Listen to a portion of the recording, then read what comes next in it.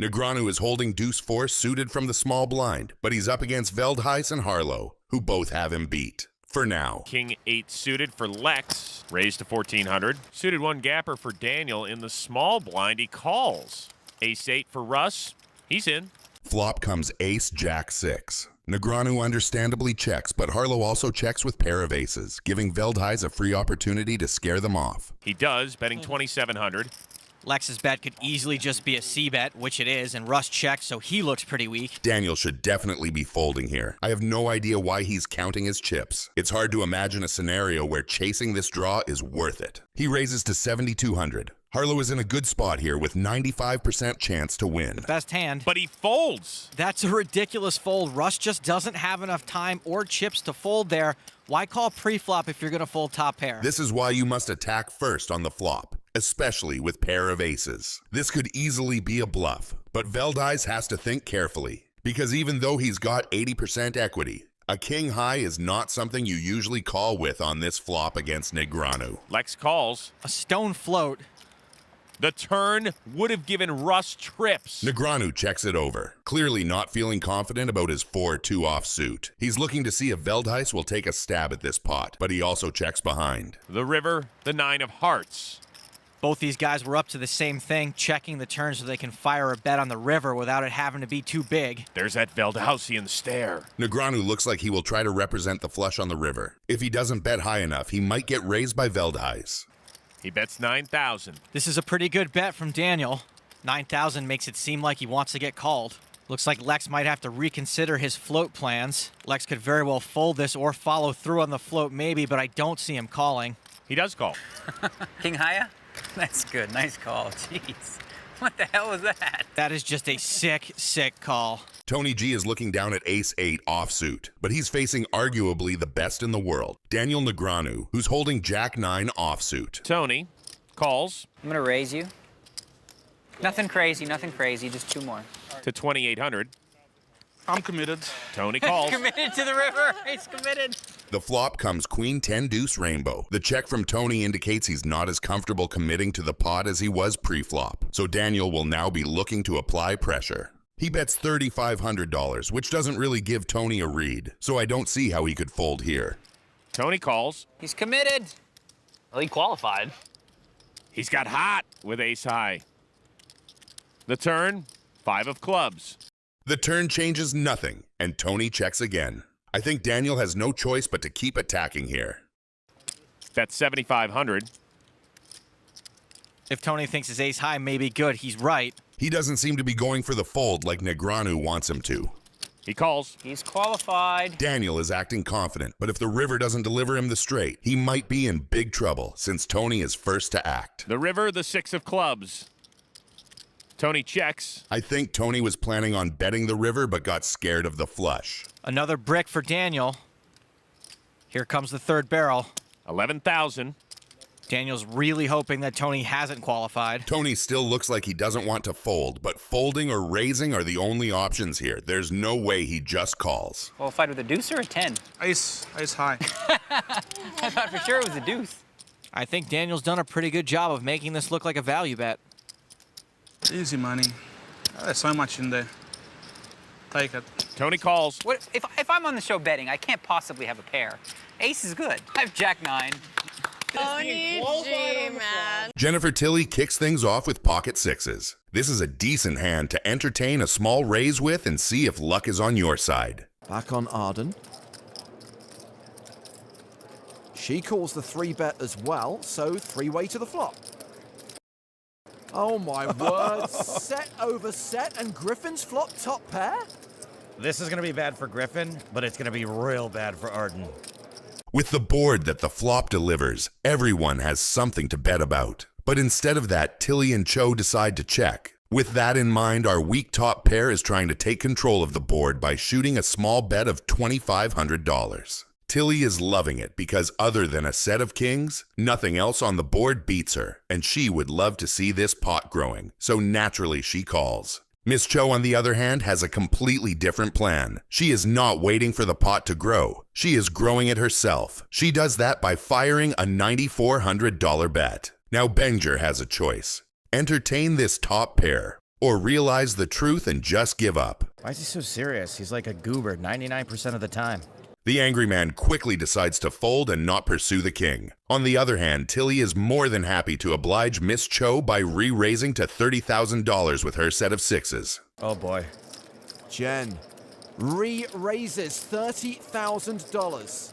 At this point, Miss Cho should know the deep trouble she finds herself in, but still decides to go ahead and call on her set of fives. The turn delivers the 9 of clubs, a card that is completely irrelevant to both of them. If I was in the position of Tilly, I would be betting pot here. What would you? Let me know in the comments below. I guess Tilly is not so happy about my jamming suggestion, so she decides to check here and wait for something magical on river. Same thing for Miss Cho. In her case, though, that is in her favor. And Arden spikes a one-outer. She's got quads. Meanwhile, Jen has rivered a full house. Buckle up, because this hand just went from pretty sick to absolutely bonkers. People say patience is a virtue, but in Tilly's case, her patience came to bite her from behind. The river delivers the only card that can save Miss Cho, and that is the 5 of clubs. Now the only question is, will Tilly get baited by her now full house hand? Or will she read her for the quads Miss Cho has? And as we all thought she should do, Miss Cho goes. There it is. This is not good. No, it sure isn't. If Jen calls, this will be the biggest pot of the game. Arnon, you have quads because it can't be quads. Does she know? I don't think you have kings full. And I don't think you have nines full. You might have fives full. That's a call. Jennifer Tilly is looking down on 8-6 suited. Negreanu opens with ace-2 offsuit. That is a light but purposeful steal, using the ace as a blocker to reduce the chance he runs into a premium and leaning on position to realize whatever equity shows up later. Tilly answers with a re-raise. That choice is great against a suspected wide open because suited connectors play cleanly post-flop, deny cheap realization to the opener, and set her up to attack a player who loves to take flops. It's a little too small, Jen. Phil Locke is going to be upset with you after that raise size because it's too small. Last time I took advice from you, I lost the tournament. Sorry. Negreanu calls rather than 4-betting. He keeps her range wide, carries the positional advantage into a pot that is not yet bloated, and quietly pockets the option to turn later cards into leverage, even when he misses. Okay, now I'm going to do the dunk bet. That's not a donk bet because you were the pre-flop raiser. Oh, okay, it's not a dunk bet. It's a continuation bet. A continuation bet. Tilly follows through for a small C-bet. The sizing stresses floats and gut shots and keeps her range comfortably uncapped. A lot of bad cards come off, and then I can just bluff raise the turn or something stupid like that. You could. Turn a pair into a bluff. I'm really good at that. It's one of my big things Bill Reynolds taught me. Negreanu does not have value, but he does have a plan. He calls to float, buying one more card and preserving the initiative advantage that comes from acting last. If she slows on the turn, he gets to tell the next chapter. If she barrels big, he can release cheaply and move on. The texture inches toward the middling wheelish territory that favors the caller. Tilly checks. That single check compresses her range away from very strong overpairs and toward one-pair hands and draws that prefer pot control. Negreanu seizes the mic with a bet. The number is not huge, but the message is loud. He denies a free card to overcards, pressures hands like ace-queen and king-jack that C-bet once, and begins building a story that can arrive at straights and two-pair by the river. His literal hand did not improve, however his distribution did, because the cards he credibly represent improved. Calling the flop to take it away on the turn is classic small ball pressure, and he executes it cleanly. This is the card that ties the room together, and the run-out connects squarely with the very suited connectors that defend 3-bet pots from the blinds. Tilly leads small. That type of sizing often functions as a blocker, a way to name a price with a hand that does not want to face a pot-sized bomb. To Negreanu, that looks like a door left slightly open. He chooses to kick it in and chips. The shove polarizes him to the straights and strong two-pair he has been representing since the turn. We probably have the same hand. Oh, so sick. You have 9-jack, right? Would that be the same hand as you have? Because if you did have that and you didn't call by now, it would be a little bizarre. You're in Jennifer Tilley's seat. You have the straight. Negreanu shoves over your small lead. What's your move, snap call, or an impossible fold? And why in one sentence? Best clear answer gets pinned. Oh, God. Oh, you have a 6? You raised me with a 6 out of position? No. That's crazy talk. Tilly folds. Schwan is looking down on pocket nines. Dylan opens to $150 with King Jack suited, classic live open that leverages position, plays well multi-way, and keeps dominated broadways in. L.A. Dylan 3 bets to $400 with ace-8 suited, a light but sound squeeze that blocks the strongest 4 bets, takes initiative, and retains playability when called. Schwan cold calls with pocket nines in the small blind versus a wide squeeze and a single open. Set mining is priced in, and nines also realize well on many flops. Dylan closes the action by calling King Jack suited, doesn't want to 4-bet and face a jam. It realizes equity cleanly in position. Schwan checks her underpair on a paired 2-diamond board. Leading folds worse and isolates better. Dylan checks in the middle 2 overcards but no diamond and sandwiched between ranges, so pot control is best. L.A. Dylan stabs $500 into a multi-way pot. That bet folds a chunk of ace-highs underpairs, charges diamond draws, and keeps his C-bet range balanced with some bluffs. Schwan calls. Nines beat a lot of L.A. Dylan stabs and can improve. Raising mostly turns her hand into a bluff versus better tense flush draws. Dylan lets it go. No diamond, poor visibility. The 3rd diamond lands and an overcard to Schwan's nines arrives. Schwan checks again, keeping her range uncapped and avoiding getting blown off equity by a check raise. From her seat, L.A. Dylan's flop stab can include many single diamond floats. Forcing those to fire again has value. L.A. Dylan checks back, very disciplined with ace-8 no diamond. His turn barrel would target mostly stronger hands and invite check raises from Schwan's diamond holdings. Checking preserves showdown value versus busted floats and protects his range for when she does show up with slow-played flushes.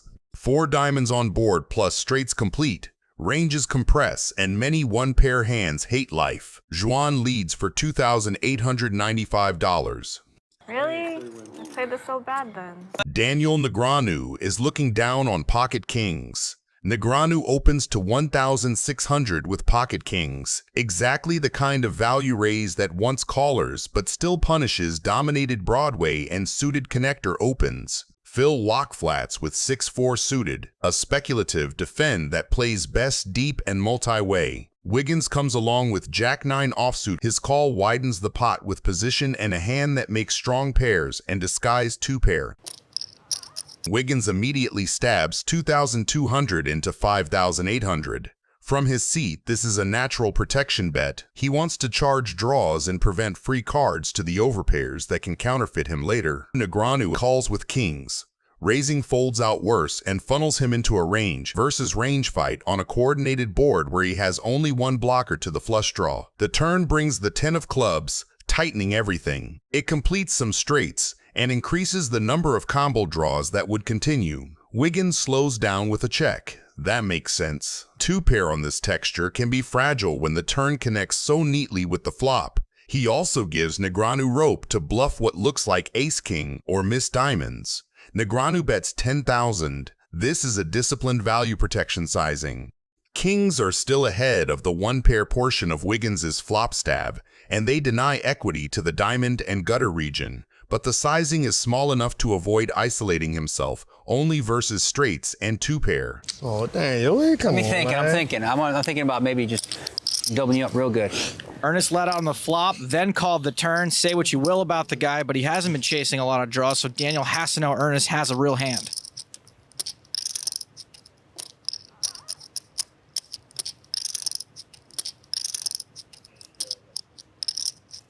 I check. 2-pair. Yes. Jack-9. I knew it.